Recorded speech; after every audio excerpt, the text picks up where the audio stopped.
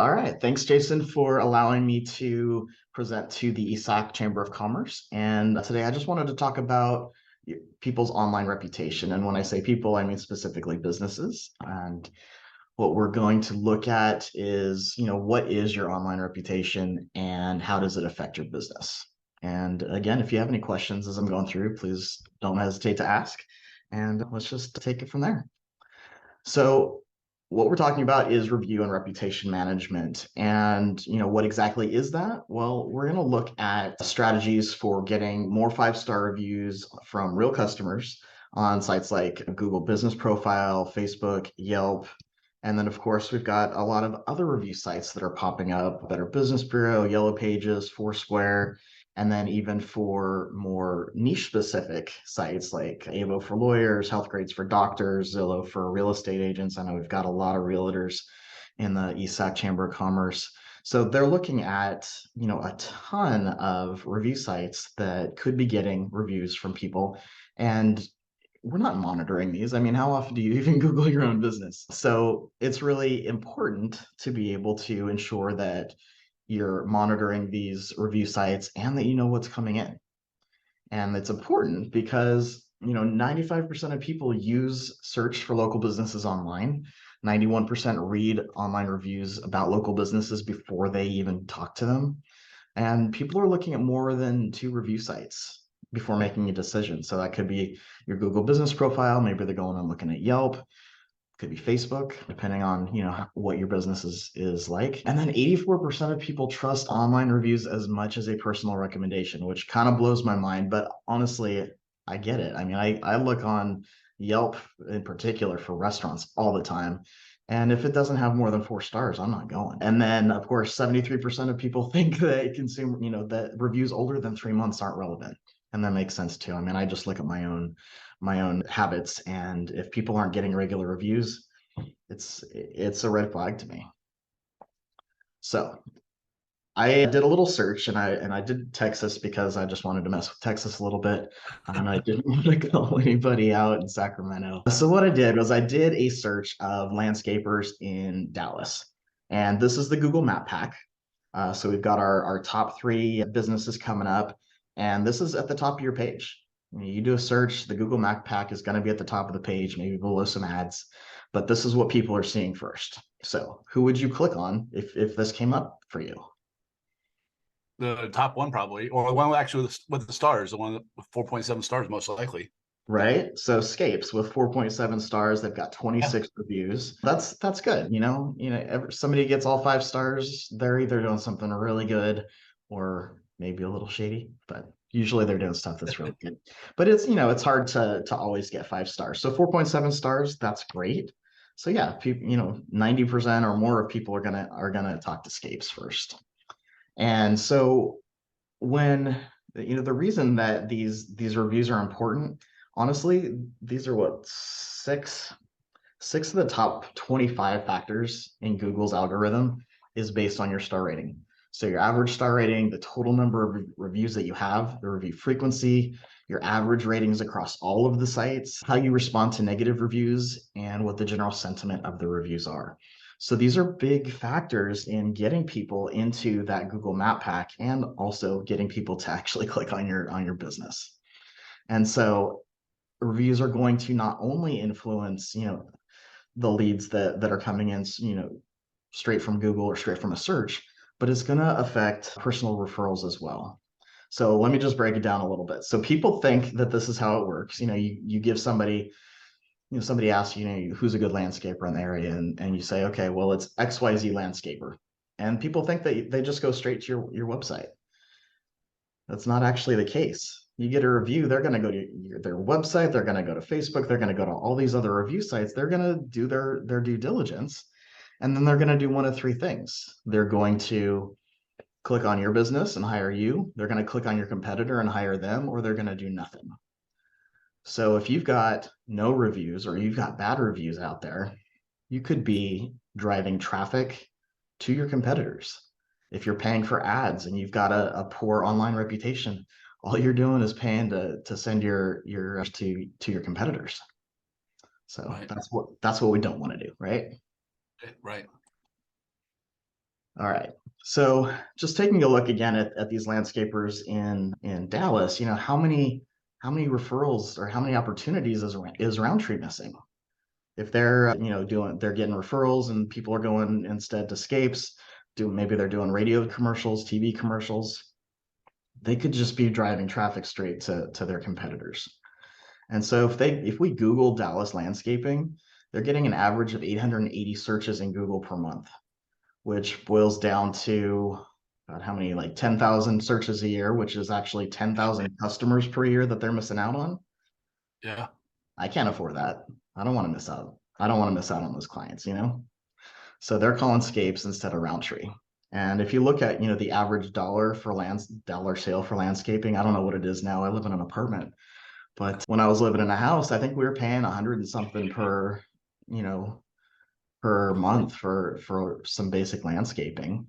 And that's going to there we go. That's going to be a big deal. So whatever 100 times 10,000 is a whole lot of revenue. And Yeah. so, how many new customers would the Roundtree need to recapture to justify paying attention? They would only really need to pay attention to one. They just need one. So businesses always assume they've done all they can to get good reviews. They do their outreach. They ask their happiest customers. They ask their employees. They ask their family and friends. They ask people that they've provided awesome service to. And what happens is they almost never come. It's so hard to get. And the reason for that is people don't have the time, they forget, and they don't know how. And that goes for both the people asking and the people who they're asking. A lot of times you just don't know how to tell people how to get a review.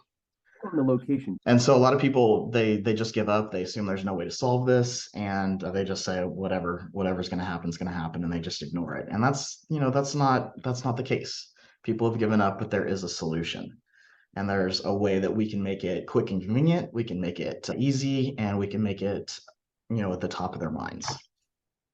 So let's start with making it easy. So this is your website, although we don't have this little review us button up here yet. I wanted to talk to you about that, about adding that up there, either up there or down in the footer, but we make it easy. Go to our website, click this button, and when you do that, this little screen is going to pop up, and they're going to ask, did you have a good experience? Did you have a bad experience? Obviously, they're going to click, I had a good experience because you guys are awesome. So the next screen is, okay, great, thanks. Do you want to do Google? You want to do Better Business Bureau, Facebook, Yelp, whatever we want to put on here will be on here. I recommend 3. It makes it easy to do, and we could just focus on one, honestly, if you wanted to just get a lot of good Google Business Profile reviews. So anyway, they click whichever one they want. They leave a review, and it's taken them 30 seconds. Just a couple clicks, 30 seconds, pretty easy. Now, let's say maybe they've got a grudge against somebody here, and they come in and they say, well, I had a bad review.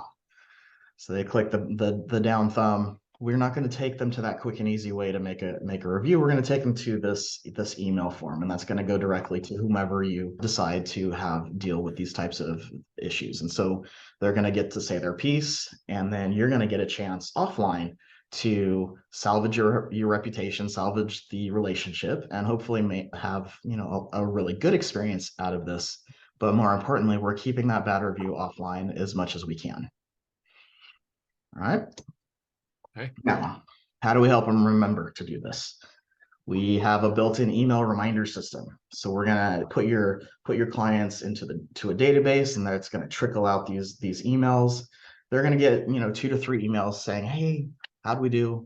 Leave us a review. We can send out texts to them if we've got their phone number, which is great for restaurants. If you're getting their phone number in, get seated, we can send out text reminders to people. How did we do? You put it in your email. You put it in your employee's email. So everybody's email signature has this in there, making every interaction an opportunity to leave a review. So even when people say, "Oh yeah, you guys did so great for me. Thanks for doing this. I'm gonna leave a review right here," and they can do it right from their phone. How else can we use our reviews? You put it on your website. These will trickle in automatically. Your best reviews are going to be popping up and showing people, these are verified reviews. They can click, review the review and go straight to Facebook and see that this is a legitimate, honest to God review. We can auto post it on social media. Again, have it streaming onto your website. And these are just, some of the results that we've gotten for our clients. This is Maloney there over in Arizona. They got 107 new reviews. Their average rating's 4.8. Wow. And that was, God, that was within just a few months. And then now they've gotten over 541 reviews, still at 4.8 stars. They got a lot of different reviews across different sites. Chef Chic, personal chef and catering, got 26 new reviews, average 4-star rating. Callie and Associates, 28 new reviews, 5-star rating. Same thing with Arizona Business Equipment, 25 reviews, 4.8 stars. And we've got, 4 different review sites that we're on. We just updated them. They've got 94 reviews, all 5-star reviews. So they're doing, really, really good. John Carson, dentist, didn't think that reviews were going to work for him. They immediately got 46 reviews and 5 stars.